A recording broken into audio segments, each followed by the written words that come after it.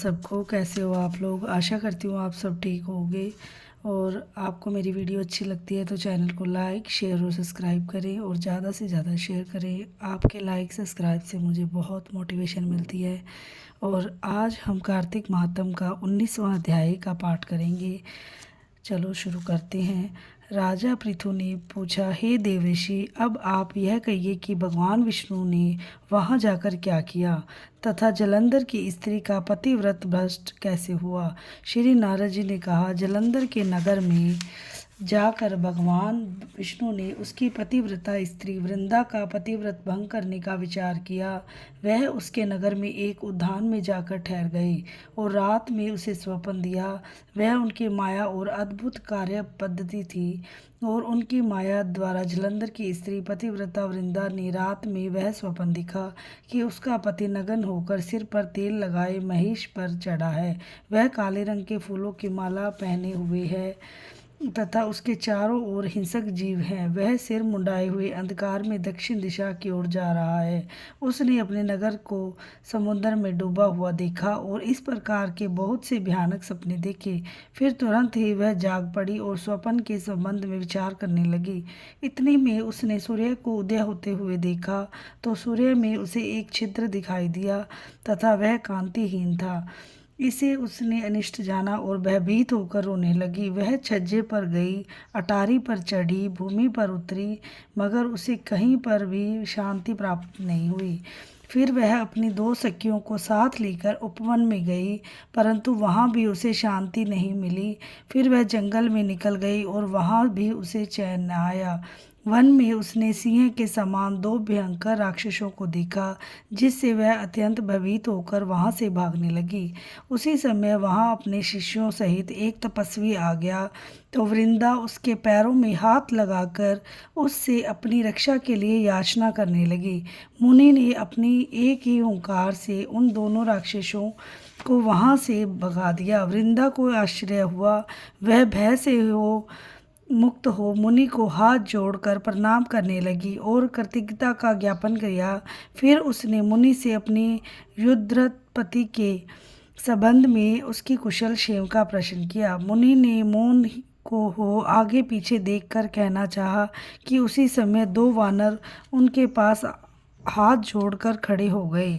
जो ही मुनि ने भृकुटी को संकेत किया तो वह उड़कर आकाश में चला गया। जलंधर का सिर वह धड़ लेकर मुनि के पास आ गए। तब वृंदा अपने पति को मरा जानकर मूर्छित होकर धरती पर गिर पड़ी और अनेक प्रकार के वचन कहकर दारुण विलाप करने लगी।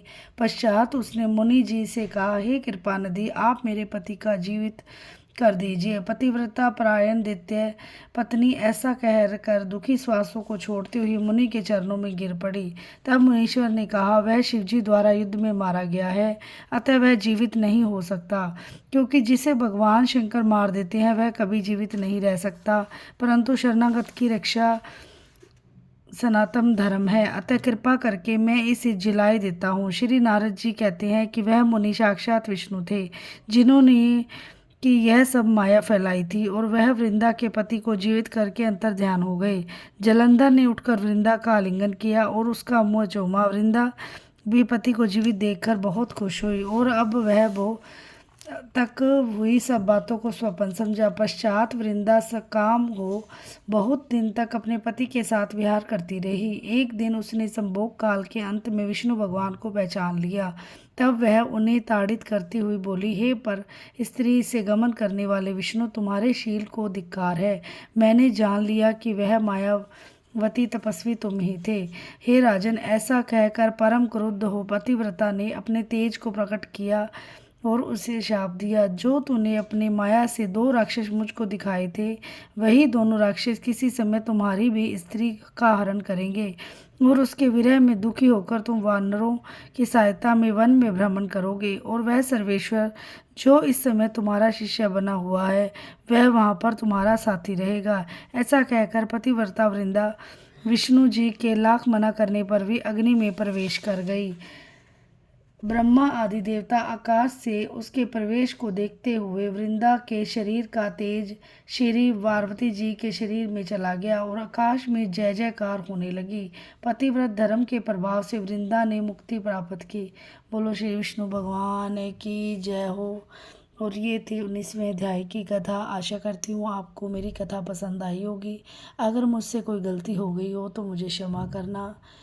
चलो कीर्तन करते हैं। श्रीमन नारायण नारायण नारायण भजमन नारायण नारायण नारायण श्रीमन नारायण नारायण नारायण भजमन नारायण नारायण नारायण विष्णु नारायण नारायण नारायण भजमन नारायण नारायण नारायण लक्ष्मी नारायण नारायण नारायण जपमन नारायण नारायण नारायण। बोलो श्री विष्णु भगवान की जय हो।